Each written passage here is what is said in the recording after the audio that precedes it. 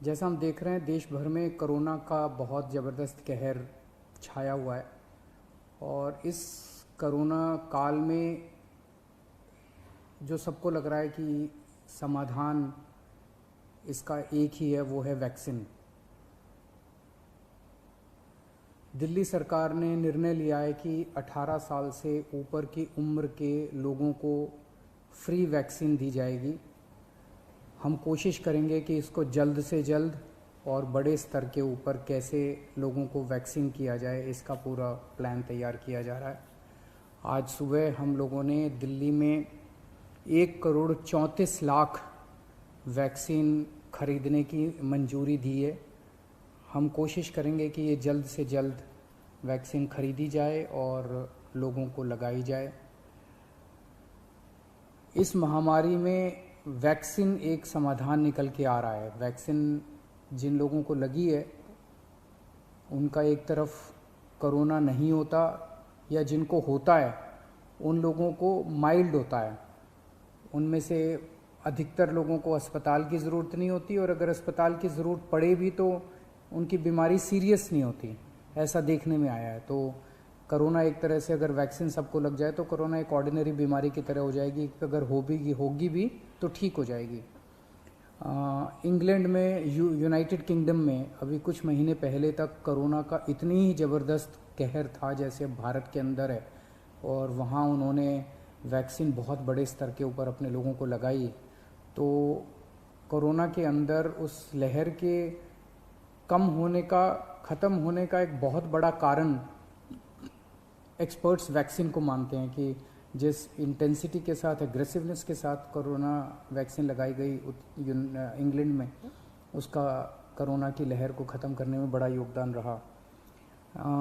Vaccine के एक निर्माता ने कहा है कि वो राज्य सरकारों को 400 रुपये में देंगे, दूसरे निर्माता ने कहा है कि वो राज्य सरकारों को 600 रुपये में देंगे, और केंद्र सरकार को दोनों 150 रुपये में देंगे।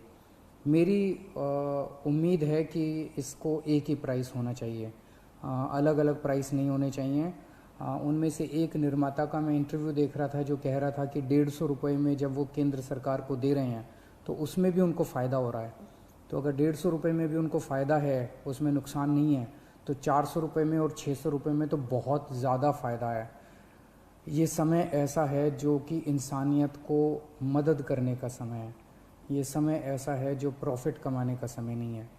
देश भर के अंदर केंद्र सरकार ने कई दवाइयों के प्राइसेस के ऊपर कैप लगाए।